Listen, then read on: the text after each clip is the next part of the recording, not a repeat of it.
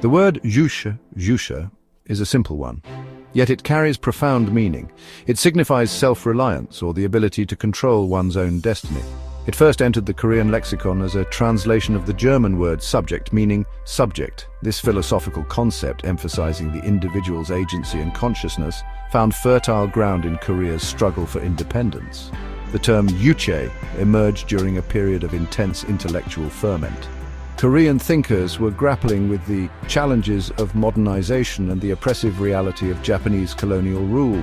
They sought a philosophy that could guide their struggle for national liberation and social transformation. The translation of subject to Juche was not merely a linguistic exercise, it signified a profound shift in perspective. It represented the Korean people's determination to move beyond the limitations of imported ideologies and forge their own path to freedom. This quest for self-determination resonated deeply with the Korean experience. For centuries, Korea had been a pawn in the power struggles of larger empires. Juche offered a way to break free from this cycle of dependency and assert Korea's rightful place in the world. At its core, Juche is a philosophy of self-determination. It asserts that humans are the masters of their own destiny and possess the inherent ability to shape their own lives and the world around them. This emphasis on agency stands in stark contrast to ideologies that promote passivity or reliance on external forces. Juche rejects the notion that individuals are merely products of their environment or victims of circumstance. Instead, it emphasizes the power of human consciousness to overcome obstacles and achieve transformative change. This belief in human potential is central to Juche's appeal. This principle of self-determination extends beyond the individual to encompass the nation-state. Juche posits that every nation has the right to chart its own course, free from foreign interference or domination. This assertion of national sovereignty is particularly relevant in a world marked by power imbalances and neo-colonialism. Juche's emphasis on self-determination is not a call for isolationism. It recognizes the importance of international cooperation and solidarity. However, it insists that such relationships must be based on mutual respect and equality, not on dependency or subordination. Juche emerged from a specific historical context, one deeply influenced by the currents of Marxism and the reverberations of the 1917 Russian Revolution. The success of the Bolsheviks in overthrowing the Tsarist regime and establishing a socialist state had a profound impact on anti-colonial movements worldwide, including Korea. Marxism's critique of capitalism, with its inherent inequalities and exploitation, resonated with many Koreans who experienced firsthand the brutality of Japanese colonialism. The idea that the working class, through collective action, could seize control of the means of production and create a more just society held immense appeal. However, Juche did not merely replicate Marxist doctrine. Kim Il-sung, the architect of Juche, recognized the need to adapt Marxist-Leninist principles to the unique conditions of Korea.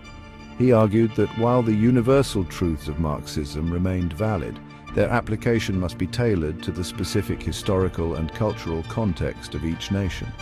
This emphasis on adapting ideology to local conditions marked a significant departure from the more orthodox interpretations of Marxism prevalent at the time. It reflected a pragmatic understanding that successful revolutions are not imported but grown from the soil of a nation's own experiences and aspirations. Section 4, the Kowloon Conference, a turning point in Korean Revolution. The Kowloon Conference, held in June 1930, stands as a pivotal moment in the development of Juche. Convened by a young Kim Il-sung, the conference brought together Korean revolutionaries to chart a new course for the anti-Japanese struggle. It was at this gathering that the principles of Juche began to take concrete shape.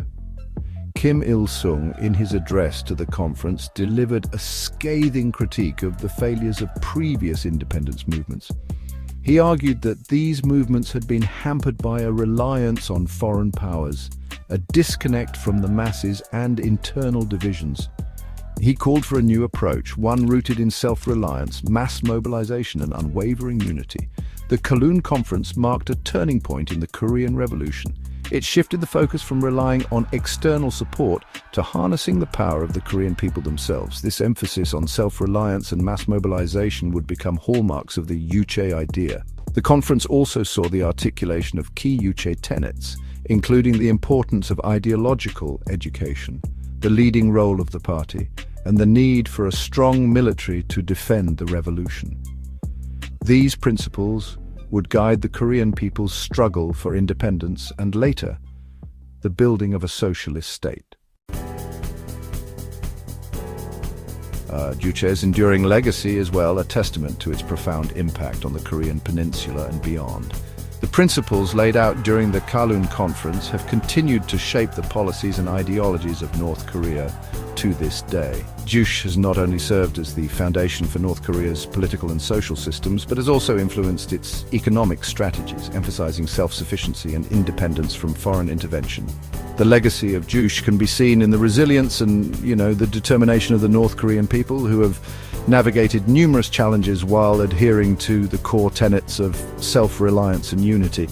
Despite the controversies and criticisms surrounding its implementation, Juche remains a central element of North Korea's national identity and continues to be a subject of study and discussion among scholars and political analysts worldwide.